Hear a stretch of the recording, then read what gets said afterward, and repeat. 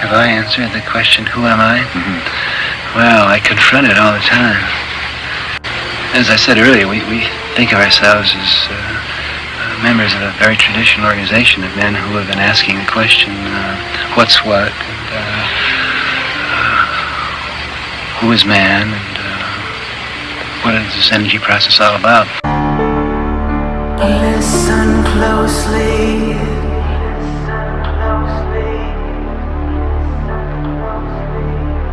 For the echo.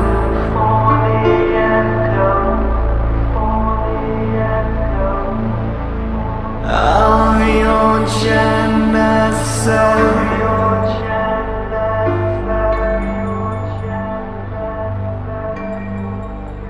It's traditionally been part of alchemy for a couple of thousand years, both east and west. The multiplication of the first matter really means changing your nervous system from inside, what John Lilly calls metaprogramming. I recently had the honor and privilege of sitting down with Drs. Rachel Turetzky and Douglas Wingate, co-authors of the book Circuit Ascension, a guide to metaprogramming our multidimensional selves. It is a seminal book, a landmark in the process of our understanding of psychology. It represents a far more holistic model than those that have come before it. Drawing on the work of legends like Drs. Timothy Leary, Robert Anton Wilson, John C. Lilly, and Stanislov Grof, who themselves drew on models created by earlier systems such as Eastern mysticism, the Western occult tradition, particularly Aleister Crowley, and of course the use of entheogenic compounds. The knowledge that it confers on us is a gateway to acquiring the ability to self-engineer via metaprogramming, which employs tools such as entheogens, breathing techniques, yoga, really anything that can be efficacious in this process. The publication of this book, it couldn't be more serendipitous, as humanity is standing at a crossroads and all of us are in need of being released from the influence of our traumas and unintegratable shadow aspects. So without further ado, let's get into it. I want to welcome you both and thank you for being here. And if you'd like, you can give a little bit of your background and talk a little bit about the work that you do. I have a PhD in clinical psychology with an emphasis in depth psychology. And I've done further training in psychedelic assisted therapy and ketamine assisted therapy. I've been working with MAPS, the Multidisciplinary Association for Psychedelic Studies, since around 2012. For the most part of that, I've been working as an adherence rater on their MDMA and PTSD studies. And yeah, just this has been such a passion and interest, coming from more of like the kind of occult community, having like such interest in spirituality for such a long time, and being familiar with the 8 circuit model and knowing its potential, and then kind of getting involved with like the more academic and clinical psychedelic realm, knowing that this would be such a useful tool, and so trying to bridge that. That's sort of how this vision evolved, and was fortunate enough to cross paths with Doug here because he's already written a book on, as he will introduce himself, with it, merging traditional Chinese medicine with the 8 circuit model. And so just the way that we've sort of come together to collaborate on this has been pretty synchronistic and awesome. Nice. Yeah, the timing of this interview is incredibly synchronistic for me, but I think once you're kind of in the flow of that kind of thing, that's just kind of how the cookie crumbles, right? Definitely can, yeah. Mm-hmm. You want me to go ahead and introduce myself? I'm coming from mostly a clinical background in integrative neuro rehabilitation. So my doctorate's in traditional Chinese medicine, my postdoc's in clinical neuroscience, and have been kind of weaving those worlds together for a good long while now. I've been in clinical practice since 2011. My exposure to the 8 circuit model was very early on, when I was about 16 or 17. Ran across Robert Anton Wilson's Prometheus Rising, had an opportunity to study with Bob before his passing when he was offering the Maybe Logic Academy courses online. Nice. And just really deep dived into it and have been applying it ever since in my own work, personally, my personal development as well as clinically. And then, yeah, bringing in a lot of these Eastern currents and have played with that and tried to make the ties there as well as they exist, which did come end up turning into a book, my first book, Circuits Ascension, which was released I think in 2016, where I bring those worlds together and look at some of the Eastern currents and how they overlap with the 8-circuit model. You also do psilocybin-assisted psychotherapy? I am a licensed psilocybin facilitator here in Oregon. Yeah, so I do work with the Institute of Integrative Psychiatry, or Integrative Psychiatry Institute. I facilitate with them as part of their psychedelic-assisted psychotherapy program. The legal setup here in Oregon, where I'm at, allows for legal access to psilocybin, and I'm able to facilitate that. But it is a non-medical model, meaning that we aren't actually applying psychedelic-assisted psychotherapy. We're able to do integration afterward, whether or not it be therapy or whether or not it be, in some of my work, psychedelic-assisted neurorehabilitation for people who have had neurotrauma like concussion or traumatic brain injury or stroke. And so we'll integrate in neurorehabilitative practices and exercises afterward, just to kind of help boost or optimize or build on the neuroplasticity that psilocybin offers on the neurological level. You're also doing a study. You're trying to conduct some research and get some surveys out there regarding that. If anybody we're actually working on getting a few different studies, hopefully, but one in particular in relation to microdosing and neurorehabilitation for traumatic brain injury. The traumatic brain injury thing, I think it was at Johns Hopkins. Someone observed that shriveled neurons could be sort of brought back to life, which was something that was thought to be medically impossible until it was observed with psilocybin, and they were trying to resuscitate completely brain-dead patients. Is that something that's still ongoing, or do you have any knowledge of that? As far as I'm aware, that's still ongoing and fairly preliminary, but I mean, there's ample research out there just in relation to psilocybin or classical psychedelics and its ability to promote neuroplasticity and neurogenesis, the generation of new neural connections. Yeah, it's pretty tremendous. So about ketamine, Dr. Turetzky, what is the specific application? Like, how is it different from psilocybin or other psychedelic medicines? Well, it's not actually a classical psychedelic, where it doesn't work on the 5-HT receptors, the serotonin receptors, and it is a dissociative. And there's two ways to work with it. So there's the psycholytic doses, which isn't exactly like a microdose.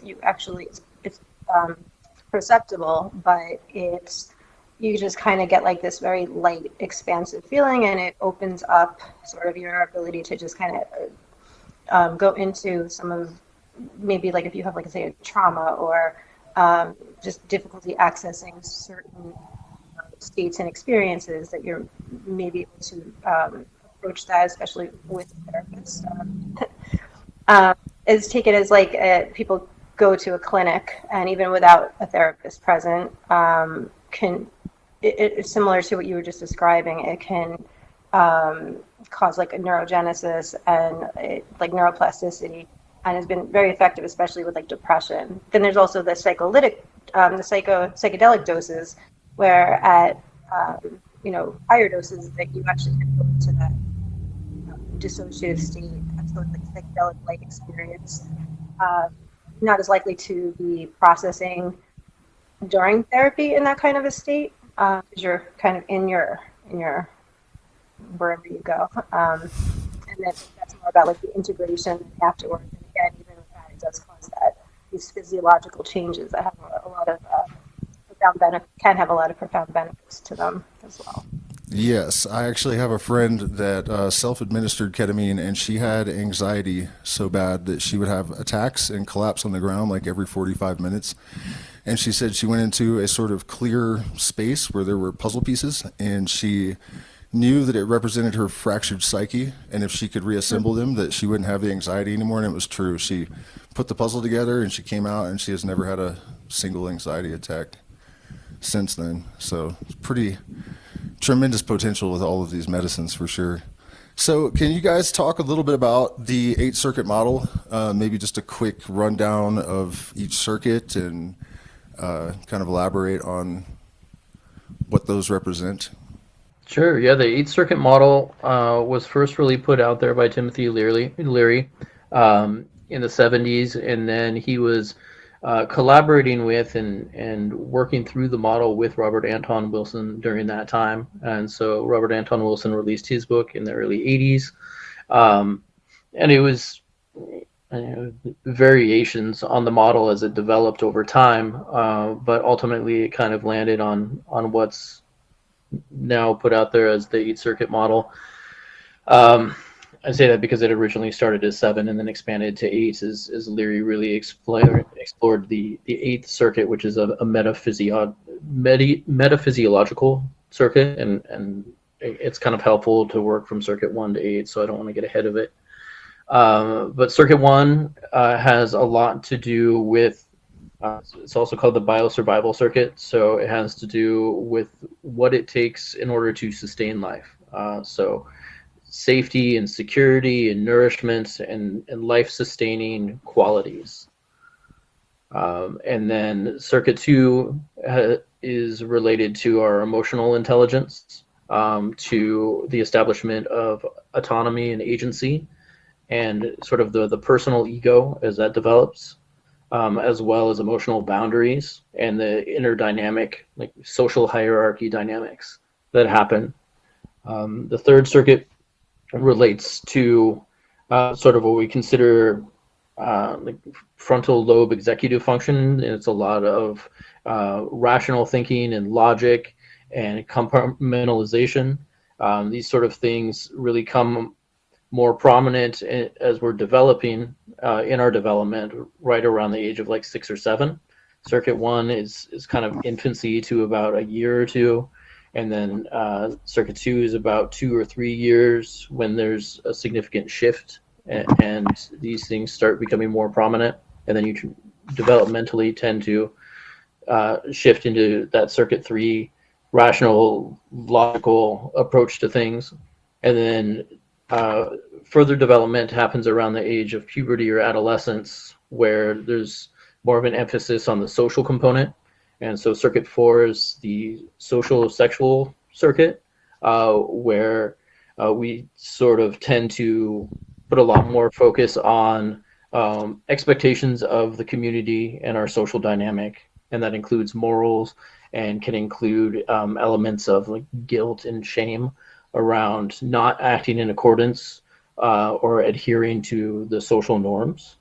So there's that social component with circuit 4.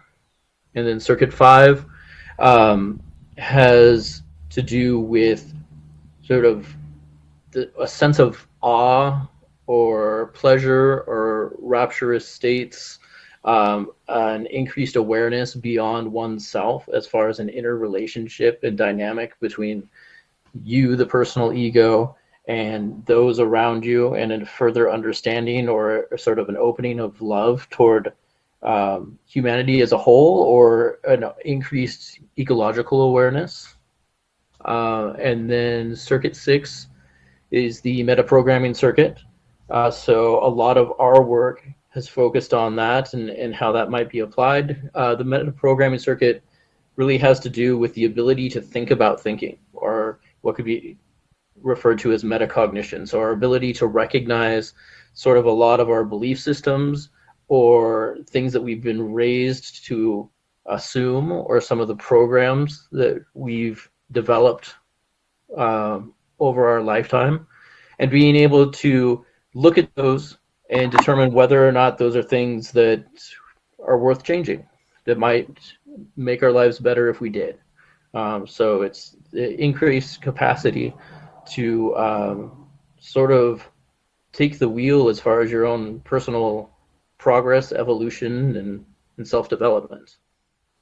Circuit 7 applies to more of a world-centric view. It encompasses experiences like the Jungian archetypes, entity encounters in psychedelic states.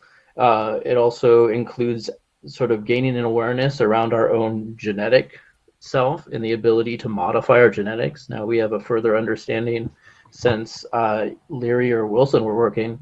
We now understand epigenetics, and that our own genome and expression of genes can be modified, and that we're able to do that through a lot of different methods. Everything from diet to exercise to traumas can be affected and be carried into our genetics and change that genetic expression. And as far as traumas, Circuit 7 also has to do with intergenerational traumas, things that we've carried with ourselves, or things that are sitting sort of within the collective unconscious. And then Circuit 8 is that metaphysiological circuit that I briefly mentioned, which is more of a unitive state or mystical states, or would have been referred to as non-dual states, where you're no longer associated necessarily, or you're experiencing beyond your own physical body, whether or not it be disembodied states, REM states, lucid dreaming or out-of-body experiences, or the non-dual experiences that you can have with like ego dissolution. This model could kind of be applied in macro to the evolutionary process of culture and the human race in general. I think it makes sense, and I mean, as below, so above. It's just like kind of the microcosm, right? So it's, like on the individual level, and then, I guess as you can extrapolate that. So.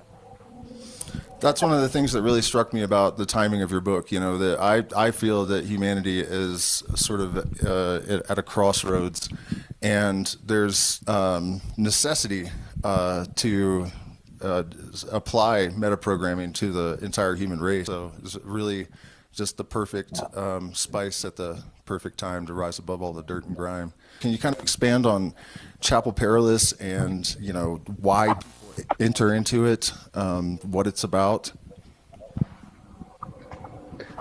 Yeah, Chapel Perilous is a term that Robert Anton Wilson used, and it's an experience that is sort of outside of any sort of linear progression. I mean, in general, the upper four circuits don't necessarily happen. They're experience dependent, so they don't necessarily happen in a linear fashion. The lower four circuits do tend to. Circuits 1, 2, 3, 4 do tend to happen developmentally and fairly linearly.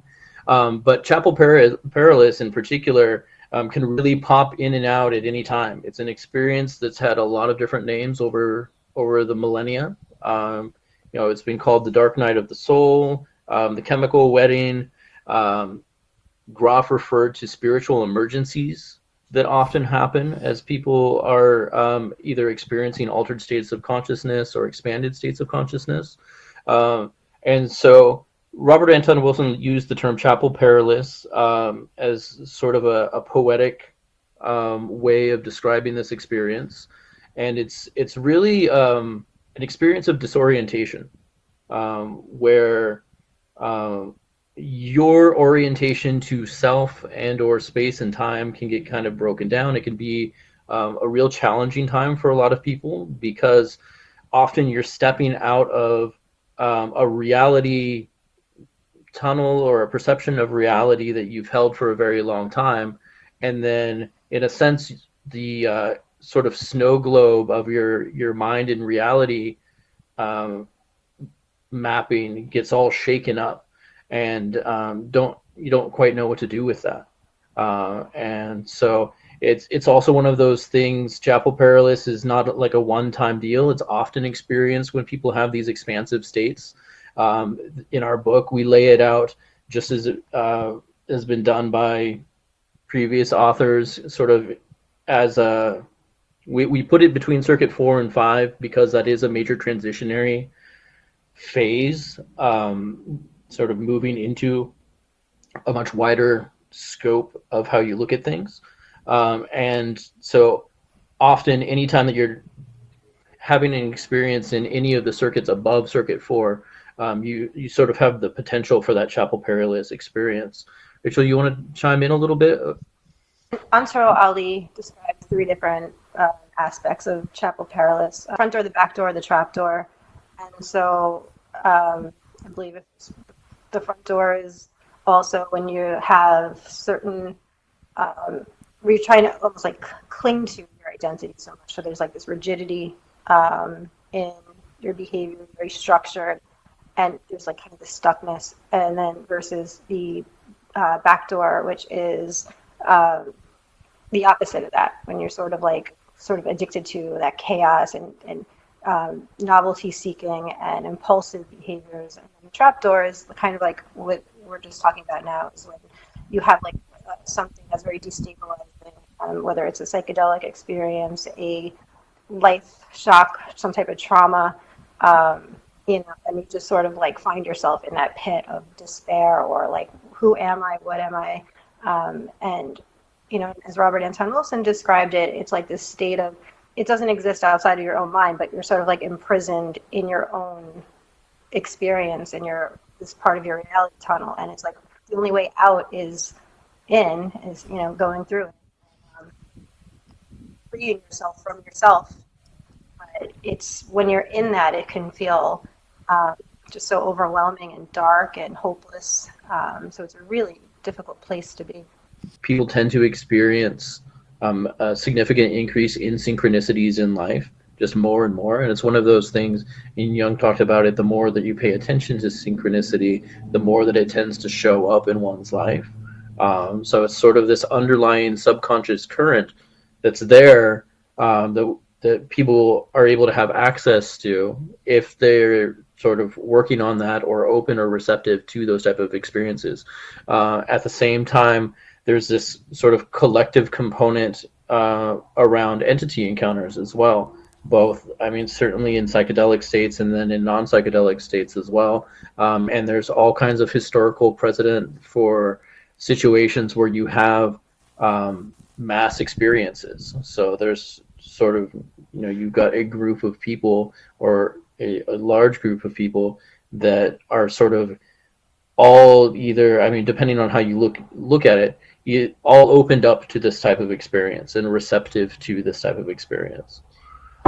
And so there can be this collective sort of energetic dynamic that can allow for this opening up to the entities or various experiences, collective experiences. Yeah, reading the chapter on Chapel Perilous was extraordinary for me, because my experience of Chapel Perilous included every component that was listed. And it really blew my mind that experience had been so thoroughly mapped out. The entity experiences, the spirit guides, past life recollections, precognitions, downloads that have since proved to be 100% accurate.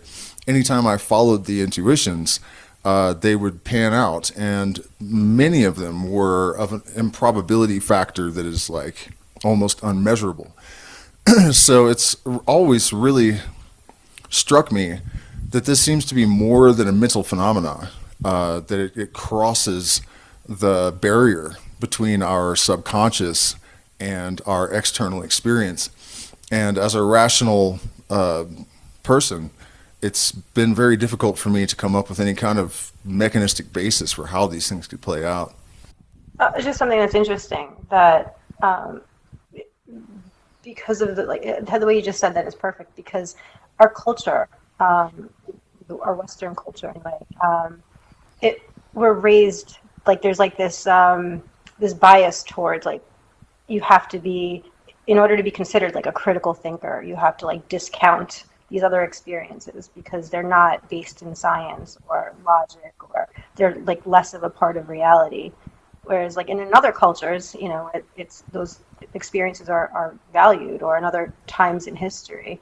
And so one of the nice things about like the 8 circle model, and as part of why it was developed, was to account for those types of experiences. And so part of our vision is, to bring this into academia, to encourage, and because there's more and more, especially with the reemergence of psychedelics in popular culture, and it's more interest in spirituality, and the more people are having these sort of transpersonal experiences with whether it's psychedelics or meditation or whatever it is, that they're more open to these experiences, and it's more normalized, that there is a framework that kind of validates it and opens up a means for scientific exploration, and that there is a sort of kind of a academic curiosity, that it doesn't have to be one way or the other, that you're not seen as like this, fringe like quack because you're entertaining,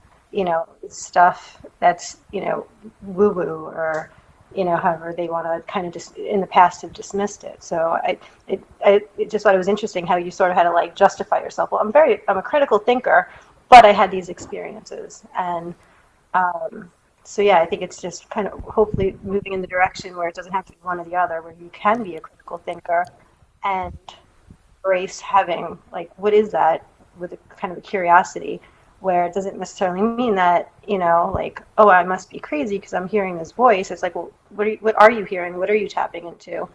And, how to recognize, when that experience is,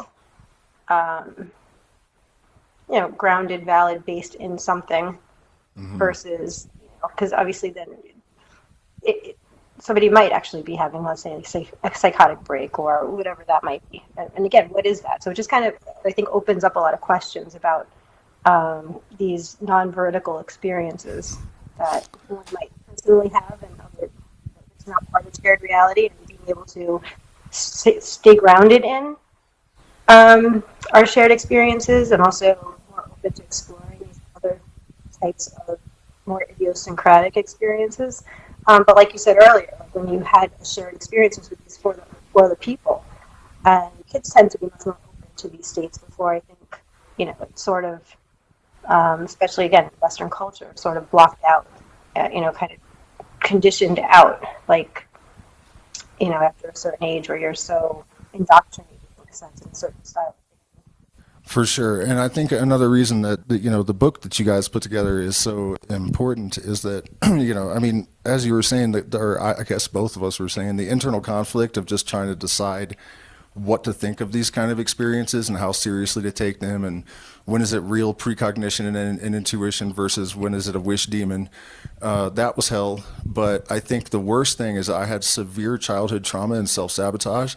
So even though I figured out how to follow these instructions to get myself into these positions that would have, for example, allowed me to realize my wildest dreams, I had not dealt with trauma in the other circuits, and so I couldn't really make investitures of these experiences. And that, I think, is really the point of the 8-circuit model, is it not, to give us the tools to go through and make sure that we're actually able to reach our highest potential when these kind of experiences offer that to us. Yeah, very much so. I mean, we considered it an opportunity to present the awareness around each circuit and what that entails, but we, within the book and with our forthcoming workbook that's going to be building off of that, it's going to have various prompts. The whole premise is that it lends itself to the potential to be healing these either traumas, would have been referred to as negative imprints that may have happened during different stages of development, or as we're becoming more in tune with each particular circuit as they tend to occur. And so that's why we've included various interventions that might be helpful, different activities that can be really supportive for particular circuits. So if you know that you have an early life trauma that happened around the imprint of circuit 1, and you're having these experiences that are really revolve around some unhealed component of feelings of safety, or feeling of allowing oneself to be nurtured or nurturing oneself, then there are ways that you can work to really support those components of yourself and hopefully heal those, so that then those are brought into a better balance. And each of the circuits is always in play with their experiences that we as humans have access to. But because of things like negative imprints, traumas, hang-ups that we may carry with us, sometimes through a lifetime, if we don't do the work with it, if we can bring that back into a balance, then the inner dynamic between those circuits, we sort of have access to each one of those, and are able to work with them in a healthy way. And so knowing or figuring out where those hangups may be, and applying this metaprogramming in a sense to heal from those experiences. And I'd also say beyond just healing, and also in the context of like development, right? And so the psycho-spiritual development. So if we're using Circuit 6 as like the crux of the model, right? You're stepping into the metaprogrammer, and so you're choosing to heal and or like re-imprint the lower circuits.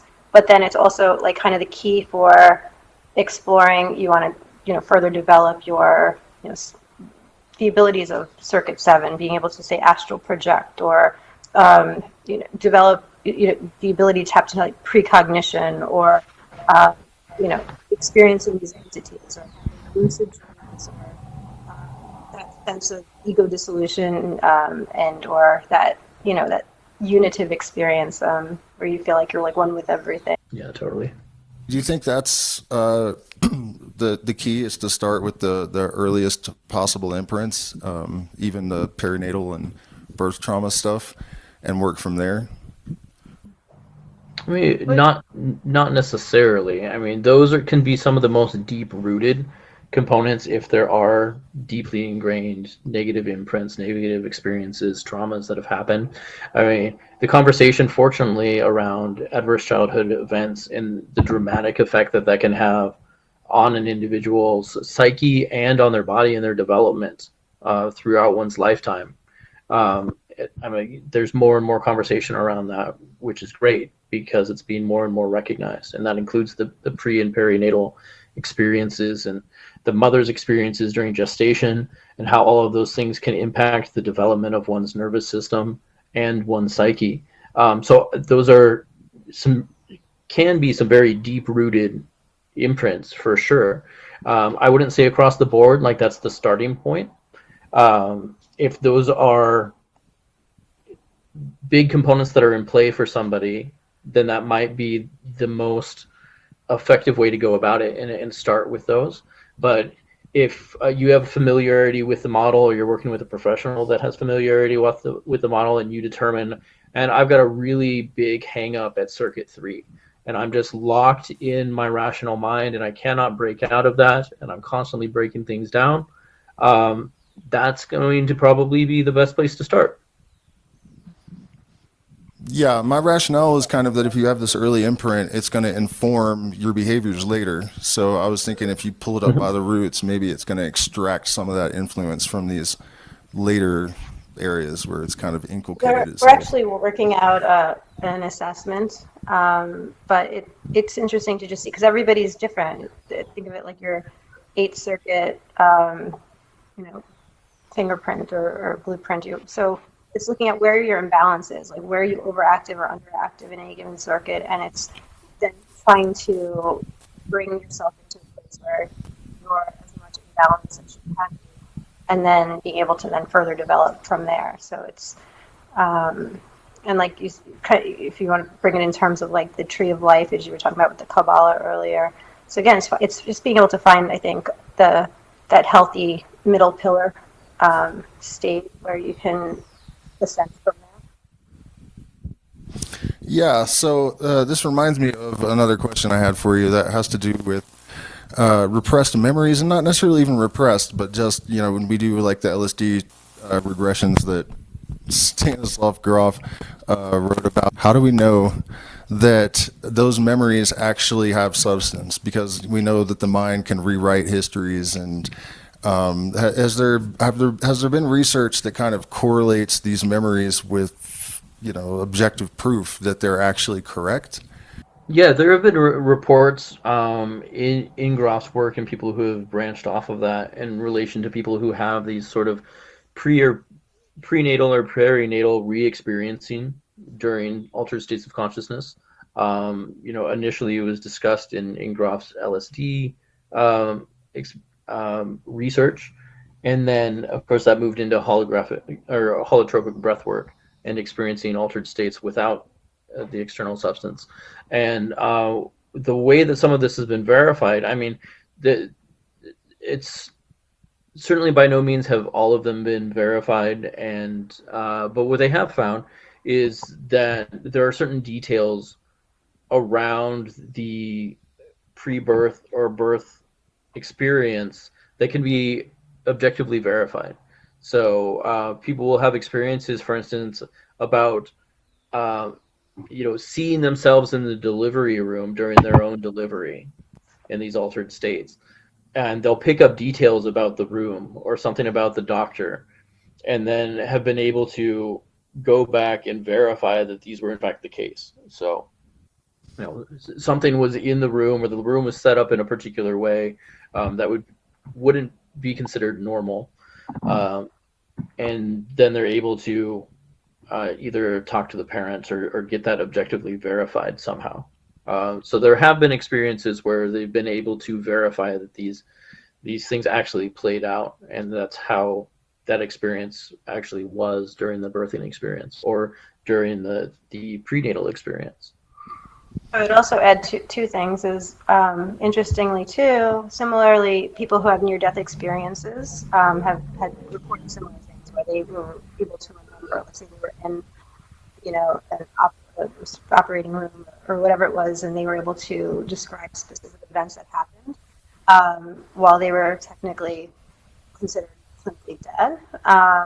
But then also, in terms of the reports of people's memories around birth and early, like in infancy, that I think there's also like a symbolic nature. So if somebody's having that kind of experience, it coming from a depth psychology perspective, that there's a lot that have been sort of verified, but then I think there is, for some people who might be having, whether it's a literal experience or a symbolic experience, there's still potentially value to that experience when explored more deeply. Yeah, it's coming up for a reason, basically, whether it happened or not. What about metaprogramming? Can you talk a little bit about how the Eighth Circuit's model can be navigated in terms of that objective?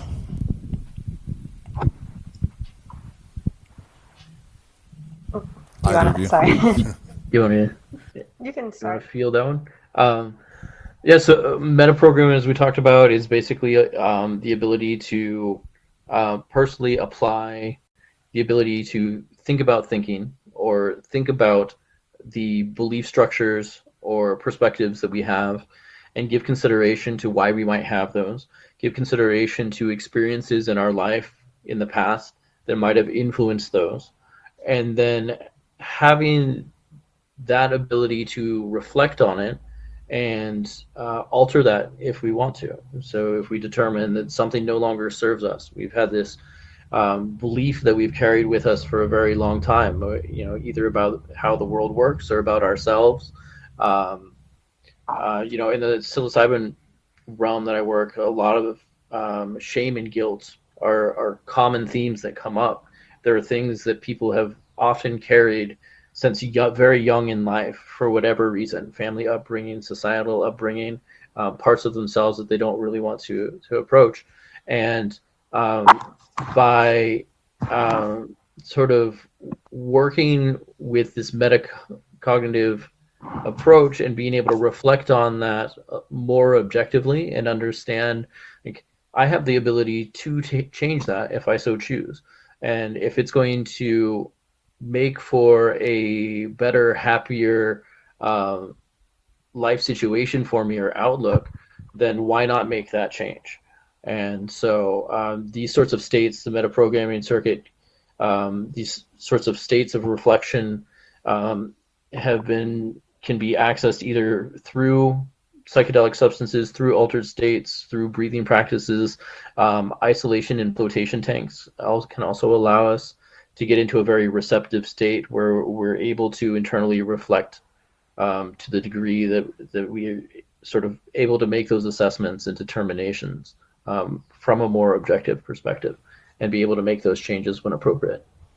Yeah, I mean, and also just the awareness of kind of bringing in Leary's term reality tongue, also just kind of really exploring, like, what is our sense of, our belief systems or BS, and our, it's cultural conditionings or just, and as Doug said earlier, our beliefs about ourselves that we've developed through life. And in a previous message that we all had together in a thread about other academics who might have borrowed from Leary's, some of Leary's ideas and sort of repackaged them. So one of my mentors, Dr. Heather Berlin, she's a neuroscientist, clinical psychologist, and science communicator. She's currently got a podcast called The Perception Box that she does with Christoph Koch. And so the idea of perception box, I think I actually have a meeting with her at some point in the near future.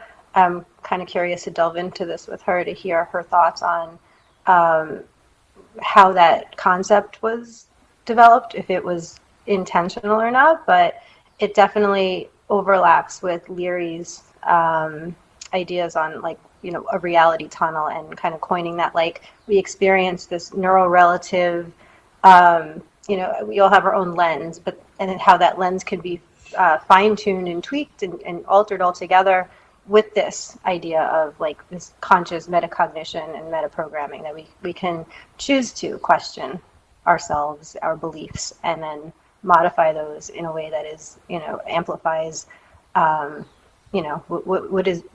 will benefit us most, and, will create the most pleasure and meaning in our lives. So I just thought that was the whole idea with, again, just Leary's ideas have been sort of... Yeah, how some of these concepts tend to come back into the cultural conversation. Yeah, it's definitely murky territory, and it's also very potentially risky for the individual when you really start to change your reality tunnel, especially in the context of the sort of accepted ontological model that we have culturally in the moment.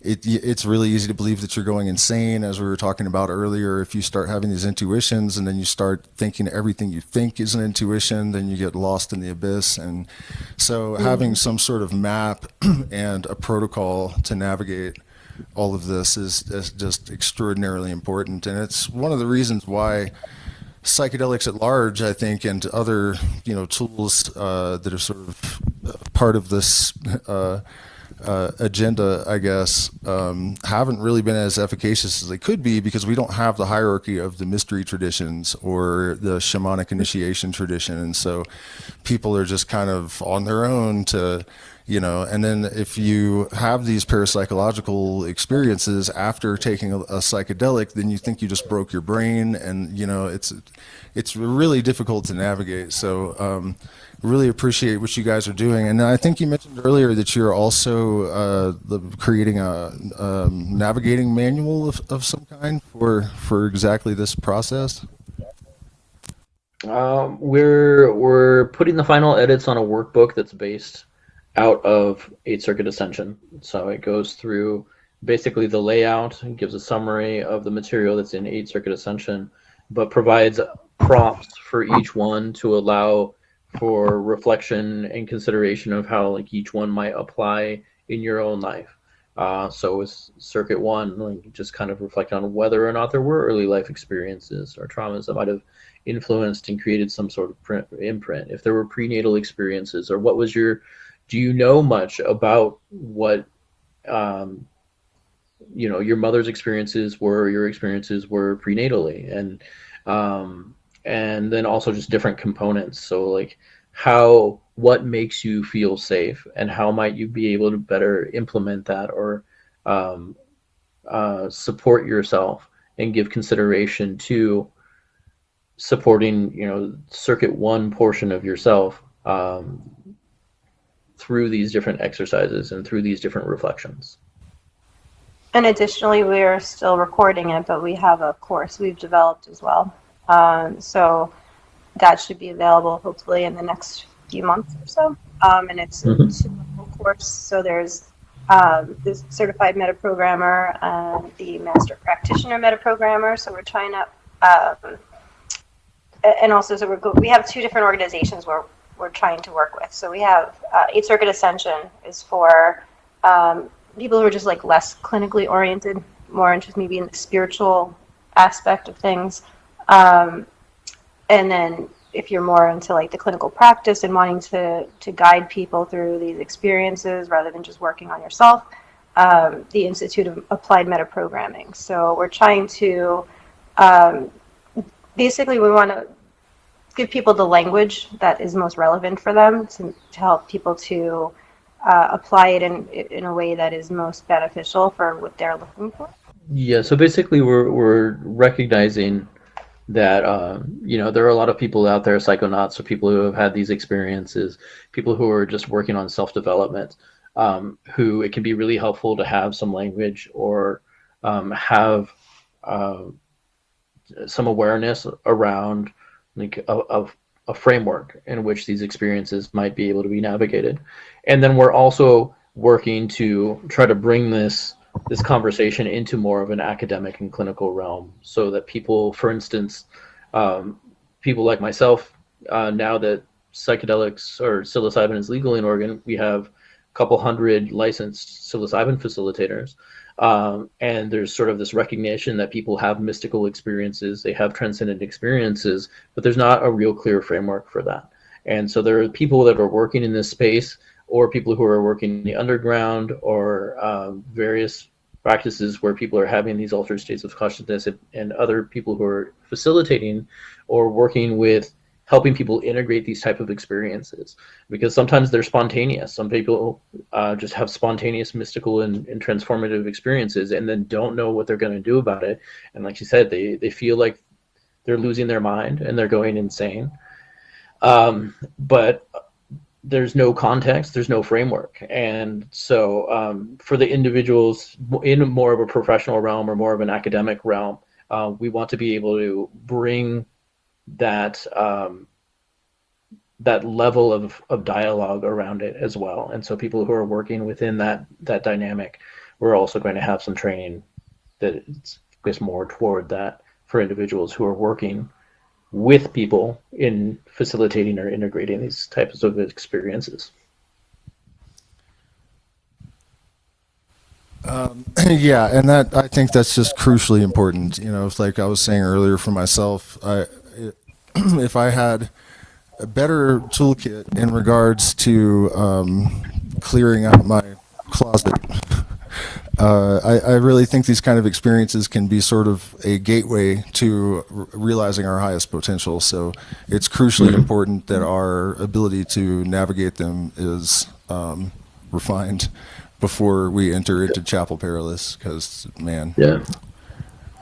And on the flip side, also, like, speaking of like just personal experiences, like before I was really familiar with a lot of this stuff, I had some spontaneous experiences myself, and it really felt like I was going crazy. And I actually, at that point, kind of blocked out. It's really hard for me to access states that came very easily for me when I was younger. But again, I was like, well, it didn't make sense. Like, I didn't have any framework, I didn't have any reference that, oh, I was having a lucid dream, I was having an out-of-body experience, I had a precognition, I had, a certain vision or an experience. And, just being raised in a certain culture and a mindset towards those experiences, it was scary. And so it was like, well, I don't want to be crazy. Like, what do I do with this? So I'm just going to ignore it. I'm going to shut it down. And it's like, for me, it's more challenging, I think, than even somebody just starting out to go into those spaces, because there's like an unconscious block somewhere in there. I know exactly what you mean. It helps to validate those types of experiences. Yeah, and have context for them, for sure. Yeah. Is there anything else you guys want to add that we might have missed that is essential? Just going back to like in the very, very beginning, when you mentioned about culture and where we're at this kind of crossroads. And so in our book 3, we kind of divided our book into, based on the 8 circuit model, Leary uses the neuron model of intelligence, where in terms of intelligence increase, you take information in, you absorb it, you have to integrate it, and then you can transmit it in your own kind of original way. So in book 3, we get into what we call the post-common era, and it's where we encourage, like, imagine a world where everybody took accountability for themselves and they stepped into the role of the metaprogrammer and was able to then question, like, their own belief systems, and to, you know, kind of go on their individual path and, you know, develop themselves to their fullest, and respected other people in doing the same. And whereas right now we do have like this very like algorithm-based divisiveness, and, you know, if you don't think like me, you're the enemy, and then vice versa. And so it's, I think, like you said, we have this very critical window that it's so important for people to just embrace the idea of like thinking for themselves and stepping out of the narratives and really going within and questioning their conditioning and really becoming an individual, becoming, you know, authentic and empowered from that, and respecting each other's ability to do the same, and just to kind of see, like, imagine what a society would look like, what a civilization would look like if everybody sort of had that sort of mindset. So I just kind of wanted to go back to that original point that you had made, because it really is an interesting time in history to be living through right now. And it just seems like whatever your belief is, or wherever you fall on the quote unquote political spectrum, or it's just, it's such divisiveness, and it just feels like, where are we going? Such uncertainty.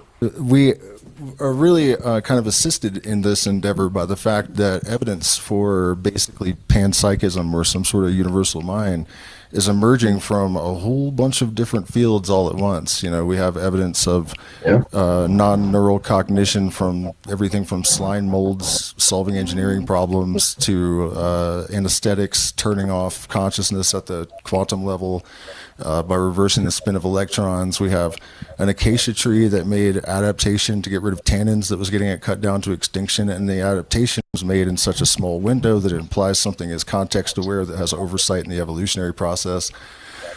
And there's a lot more, you know, so it's like we're finally really in a position where we can talk about these things and we're not incongruent with any scientific theory. And I think that is that's kind of what I was alluding to earlier about you guys published this book at exactly the right time, because the road is kind of being paved for people to be able to contextualize these kind of ideas without coming into any serious conflict in their reality tunnels. Yeah, and I think that's why we felt it was really important to kind of look at it with some fresh eyes. You know, when it was first put out there, when Leary was working with it, Wilson was working with it, I mean, that was 50 years ago, and a lot has happened since then, and it's just happening at an exponential rate. And I think it's a very ripe, necessary time to be having this conversation, as a lot of the things that were, you know, when they were being discussed 50 years ago were way out there concepts, and they were, you know, very little was understood. And now we've got whole institutes of non-duality and schools of thought on non-dual psychology and transpersonal psychology, and everything that you mentioned as far as panpsychism and our understanding of epigenetics, and all of these things have just sort of been further verified since the eight-circuit model was originally postulated, and it's really held up, and we wanted to give it that platform, which is why we also emphasize a lot of the neuroscience component and some of the findings with that, in order to sort of lend more credence, substantiate these experiences that so many people have had, but have been held with taboo or not discussed, or have been really difficult because people don't have that context. So yeah, I absolutely agree. There's so much happening right now, and that we're becoming aware of, and scientific developments that are just lending itself to more and more discussion around these things. And kind of on the reverse side of the coin, Eliphas Levi's book, Transcendental Magic, for example, he basically describes consciousness as an electromagnetic phenomena. Electromagnetism was not even, Maxwell's 1851, this book was written in 1850. I found in an old Masonic book a description of using a current to knock a proton off of mercury in order to make gold, and they're using their language of the times, which is probably 1820s or something. But to write that off as a coincidence is a little bit difficult. So it's these scientific developments are kind of casting a lot of these old occult writings in a different light, and I think all of it together just offers so much potential to catalyze a transmutation in the consciousness of the race, right? So it's an amazing period, and it's wonderful of you guys to have contributed in such a profoundly helpful manner. So I want to thank you for that. The book is Circuit Ascension, and I'll put a link in the description so that you guys can order it. I know a lot of people in my community already have, so that's great. It's always a wonderful feeling to be able to contribute to the evolution of individuals and hopefully the race in general. And I don't think that you can change an individual without changing the collective anyways. So. Oh, I mean, I really appreciate the conversation. It's been great to be able to flesh some of this out and discuss some of it. It's always really great to be able to, like I said, bring more conversation to all of this. Yeah, thank you so much for having us. Everybody abstracts a different reality. When you come through a room, you abstract the reality you're prepared to abstract. You pick up the signals that interest you. Your brain records them and organizes them. We all have our own reality tunnel, and in our reality tunnel, we pick out some things and ignore other things. And we got 10 billion cells in our brain receiving hundreds and hundreds of millions of signals all the time. We just pick out the ones that fit into the established grooves in our brain, the reality tunnel that's been laid down by past experience. We all have our own belief system, and the signals that fit our belief system get in. The signals that don't fit our belief system get ignored, or if they keep coming back, we go to a psychiatrist to get cured and make them go away.